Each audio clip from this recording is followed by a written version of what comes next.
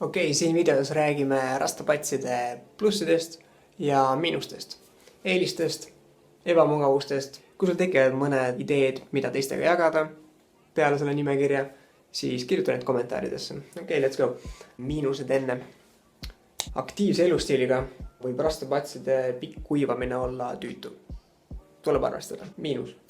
Hooldus võib valus olla, kuigi see oleneb täielikult inimesest, mõni ei tunne mitte midagi.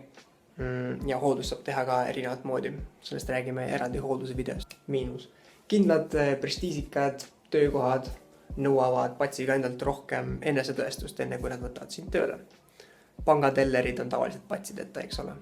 Plussiks on aga see, et mõnel teisel töökohal võib see hoopis eelis olla. Näiteks baarmeni töö, erinevad loovad keskkonnad, niisugune entrepreneurship, kui sa ise teed mingisugust asja, selline individuaalsust hindav ala. Miinus. Vanem generatsioon ei pruugi mõista sinu eneseväljendust. Nii et kui sa sõltud väga vanavanematest või vanematest, nende hinnang, nende arvamus läheb sulle korda väga, siis äkki ära veel saa endal rastapatse. Miinus.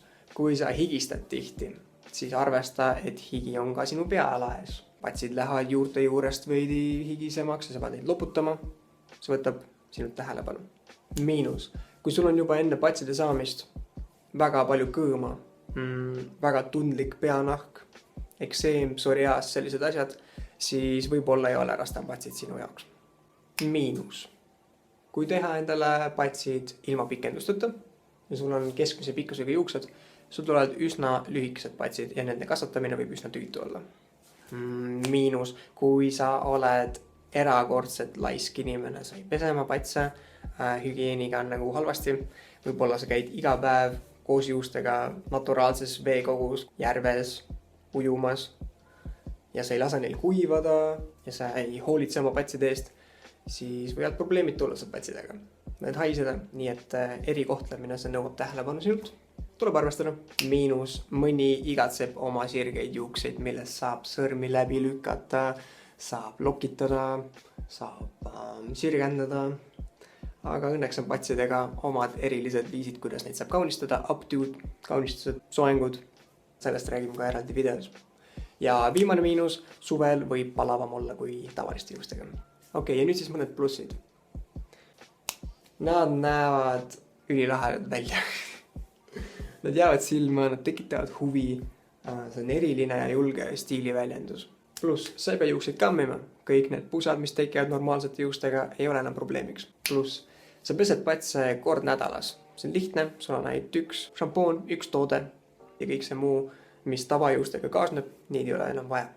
Pluss, nad näevad kogu aeg samad välja. Sa ärkad hommikul ülesse, sa tead, et su juuksed näevad lahedad välja. See on top. Pluss, sa kaotad juuksekummi näiteks ära. No problem, sa võtad endal patsid ja seod nad lihtsalt kinni. See on päris lahe asi, mis sa saad teha. Pluss, juuksepikendused on jäädavad. Mitte nii nagu näiteks keratinpikendused, mida sa pead kogu aeg laskma hooldada. Võetakse lahti, punutakse uuesti sisse. Rastapatsidega seda ei ole. Sa teed endal pikendused, sul on pikad patsid. Pluss, kui tavajuuksed lähevad otstest kogu aeg katki, langavad välja, siis rastapatsidega nad jäävad patsidesse kinni ja on väga lihtne patsid oma juuksed pikas kasvatada. Pluss, visuaalne volüüm, mis tegib rastapatsidega, on selline tahetud omadus, see teeb su pea suuremaks. Et kui sul on muidu hõredad juuksed, siis patsidega on sul hoopis teine tunne. Pluss, neil on energeetiliselt maandav ja kaitsev tunne.